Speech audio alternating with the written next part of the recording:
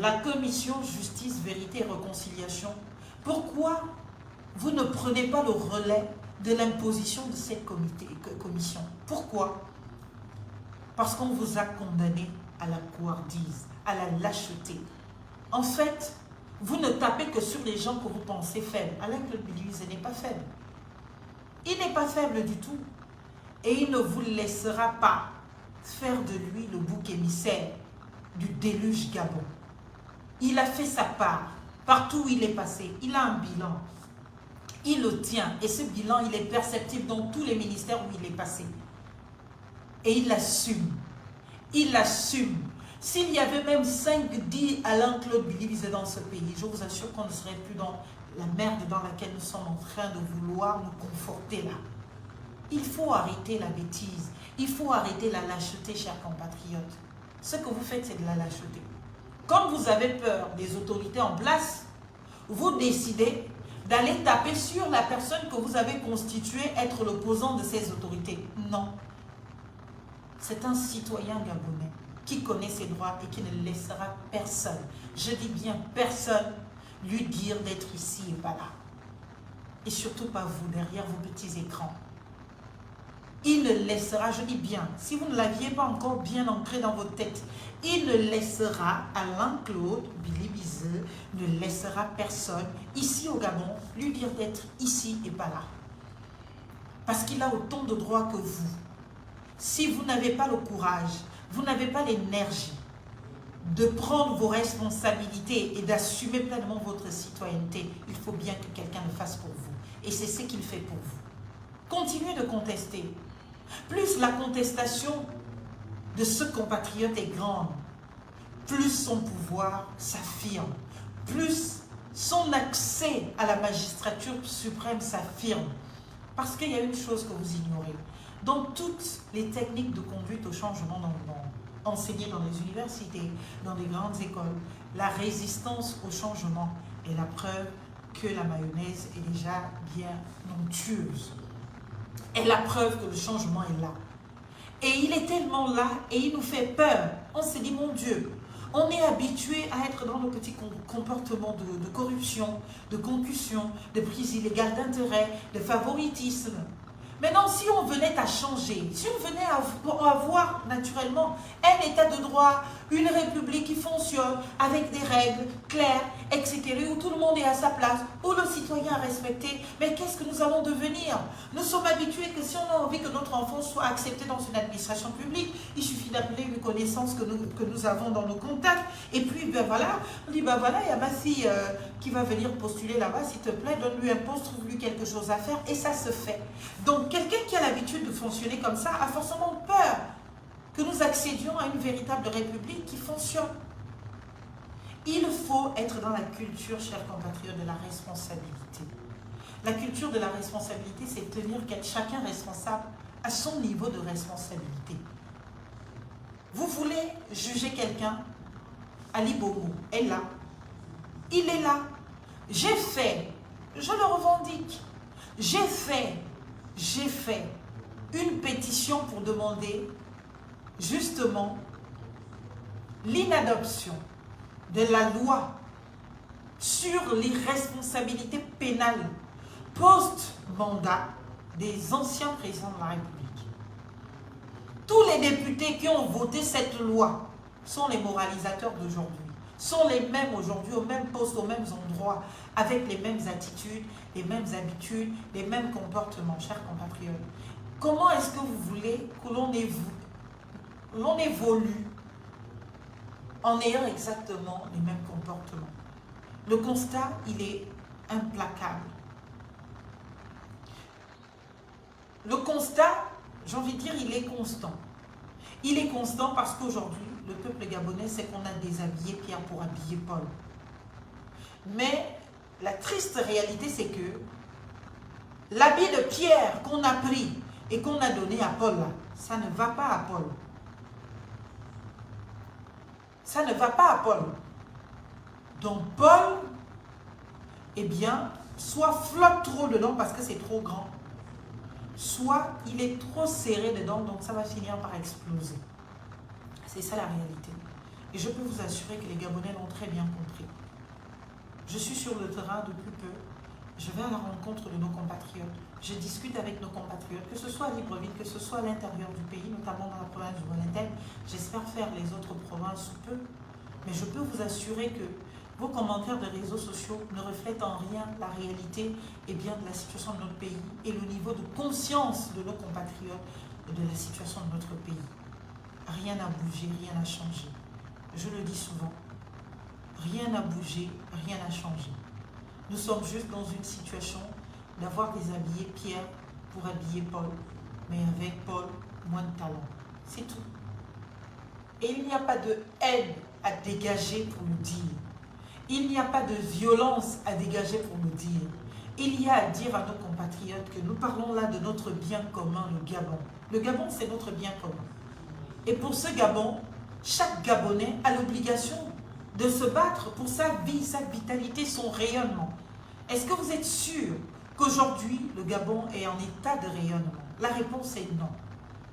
La réponse est non parce que quand on a un pays comme le Gabon, qui sort à peine d'un référendum, parce que quand on fait un référendum, c'est qu'on croit aux droits du citoyen, c'est que l'on croit à la souveraineté nationale, c'est que l'on croit au droit de chacun de disposer eh bien, de son libre arbitre, de disposer de sa liberté d'expression. Oui, je condamne les abus. Mais quand un État en vient à menacer les citoyens, je ne dis pas un ordre judiciaire qui s'établit au travers de l'opportunité de poursuite dont dispose le procureur de la République, sans pour autant qu'il y ait une quelconque communication là-dessus. Il faut rappeler que ce qui se passe dans notre pays est grave. Et nous n'en voyons pas des signaux qui sont de nature à satisfaire de ce que l'on appelle eh bien, un état de droit. Et cela donne toutes les raisons à tous nos compatriotes de la diaspora, même à nos activistes avec lesquels je ne suis pas forcément d'accord, eh bien, de faire constater qu'au Gabon, nous sommes un état d'absolu non-droit et nous sommes même un état voyou si on peut se retrouver dans des comportements qui s'assimilent à des menaces de ses compatriotes, alors que l'objectif, l'enjeu, ou du moins la mission eh bien, de l'institution qu'est le ministère de la Justice, c'est justement d'amener la paix sociale. Ce n'est pas d'être dans la chasse aux sorciers ou la chasse aux sorcières. C'est pour cela que je l'ai écrit aujourd'hui, que l'article 17 du Code de procédure pénale, naturellement, est anticonstitutionnel, parce qu'il ne participe pas de la séparation des pouvoirs. Parce que cet article, en plus de ne pas participer de la séparation des pouvoirs, viole un principe fondamental de la justice, celui de l'indépendance de la justice. Parce que, il faut le rappeler, les instructions, j'ai lu quelqu'un dire que ça se passe partout, c'est faux. Les instructions que donne eh bien, le ministre ou le ministère de la Justice ne sont pas des instructions intuitives personnées, c'est-à-dire des instructions en considération de la personne. Ce sont des instructions générales pour le bon fonctionnement de la justice, pour eh bien, la politique décidée par le gouvernement en matière de justice au Gabon. La disponibilité de la justice, le fonctionnement de la justice, l'équipage de la justice, les nécessités de la justice. Mais le ministère de la Justice ne peut pas intervenir sur des affaires individuelles. C'est ainsi que c'est libellé dans notre code de procédure pénale. Il ne participe pas naturellement eh bien, de l'indépendance de la justice. Parce que si le parquet venait à être à ce point enjoint de faire un certain nombre de choses, alors qu'il lui revient eh bien, ce que l'on appelle l'opportunité de poursuite, eh bien, quand cela vient du ministère et que cela passe par un communiqué officiel, même en France où ça a existé, ça a été supprimé depuis longtemps, eh bien, on n'a jamais trouvé de traçabilité du ministère de la Justice, garde des Sceaux, qui demandait ou qui demanderait eh bien, au parquet de faire ça ou pas ça. Mais nous, on prend le risque d'un communiqué public officiel qui passe à la télévision nationale et qui informe la communauté nationale et internationale avec un message en fond de menace même de nos partenaires internationaux, en rappel de ce que, eh bien, si on demande de nous rapatrier tel, rapatriez-nous la personne, mais c'est trop grave. Et c'est trop vulnérabilisant. C'est-à-dire qu'on est en train de pleurer devant devant la terre entière pour dire que nous sommes incapables d'établir l'ordre et que l'on a besoin de votre contrainte pour que naturellement, eh bien, nous puissions arriver à calmer les esprits de certains de nos compatriotes qui seraient contrevenants ou qui seraient, eh bien, délictuels dans notre ordre judiciaire interne. Ce n'est pas possible. Ce sont des messages à n'absolument pas envoyer du tout. Et là, tous les Gabonais qui sont en expatriation et qui sont naturellement en situation d'asile, vous venez de leur donner la preuve palpable de ce qu'au Gabon, eh bien, si les autorités ne sont pas d'accord avec toi, il suffit d'un communiqué que toute la République et l'appareil judiciaire, eh bien, se mettent en branle pour pouvoir satisfaire l'obligation de t'arrêter et de te mettre au gouffre. C'est pas possible, chers compatriotes. Cher ministre de la Justice, s'il vous plaît, je voudrais vraiment vous appeler à votre responsabilité de dire qu'il ne faut pas mettre de l'huile sur le feu. Ce n'est pas de nature à rassurer de l'objectif que vous avez d'accéder à la paix sociale. Et au-delà de cela, juridiquement parlant, ce n'est pas tenable. C'est pas tenable. Nous sortons d'un référendum dans lequel vous-même vous avez crié haut et fort qu'il y avait l'indépendance de la justice. Et en voilà l'un des éléments qui traduisent de l'impossible indépendance de la justice.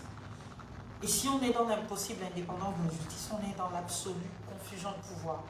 Et on ne peut pas parler d'état de droit parce que, eh bien, le pouvoir politique aura toujours sa mainmise. Et elle est même plus subtile. Parce que oui, on ne va pas être naïf, il peut y avoir des mainmises politiques, eh bien, dans le système judiciaire. Mais tout repose sur la subtilité avec laquelle on peut se le permettre. Mais exposer devant la face du monde entier que le ministre de la Justice va porter plainte, en juin, de porter des plaintes, en juin de poursuivre, c'est trop grave. C'est trop grave. Et quand on a des lois, eh bien, qui sont anticonstitutionnelles, tout ce que je demande à nos compatriotes, venez me saisir, saisissez qui vous voulez. Mais il faut, bien évidemment, faire une question préjudicielle de constitutionnalité sur cet article 17. Les instructions ne peuvent pas concerner des actes individuels ou des actes particuliers. Les instructions concernent l'administration de la justice. Les instructions concernent des faits généraux ou des actes qui portent atteinte, eh bien, non pas seulement à l'ordre public, stricto sensu, mais qui peuvent troubler la quiétude, la paix, les actes terroristes et autres. Même là encore, le ministère de la Justice ne peut pas se retrouver celui qui dit de faire ou de ne pas faire. Le ministère de la Justice doit mettre tout en œuvre, donner les moyens, eh bien, au ministère public de faire son travail. Et quand le ministère public connaît son travail, on n'a pas besoin d'une mainmise du ministère de la Justice pour venir enjoindre de faire ou de ne pas faire. C'est très grave. Et il faut que nous arrivions à en sortir. J'en appelle donc à votre responsabilité à tous. Ne mettez pas de l'huile sur le feu.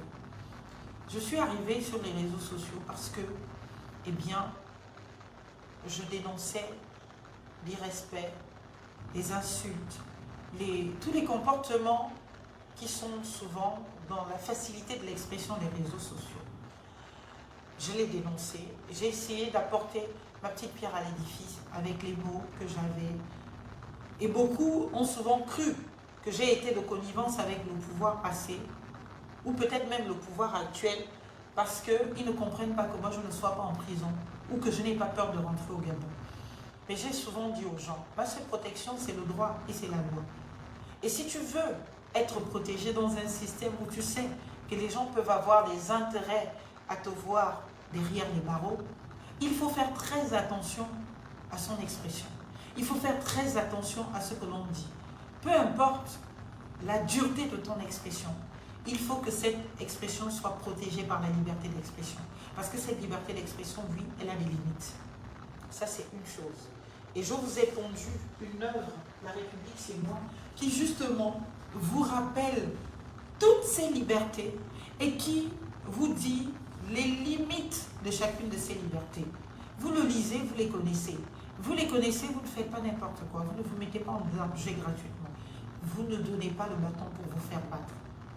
C'est pour cela, sans aucun arrangement avec qui que ce soit dans l'ancien régime, que ce soit dans le régime actuel, eh bien, je ne me sens pas particulièrement en danger par rapport à mes opinions ou à mon expression.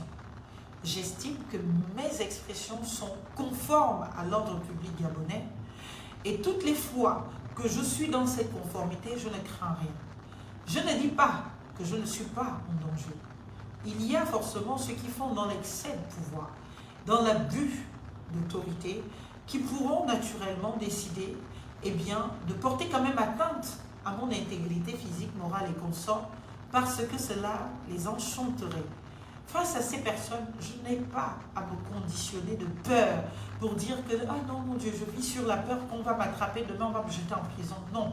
Pourquoi? Parce que ceux-là qui le font ne correspondront plus à mon combat. Moi, mon combat, c'est le combat pour la République, pour qu'elle fonctionne, pour l'état de droit, pour la dignité humaine. Donc, si je me comporte et je me permets une expression en conformité de ce combat, eh bien, et que malheureusement, je trouve en face de moi, en réaction, des autorités, eh bien, des violations de mes droits. En face, je n'ai plus ces autorités. J'ai les bandits, j'ai les brigands, j'ai les criminels. C'est tout, c'est simple.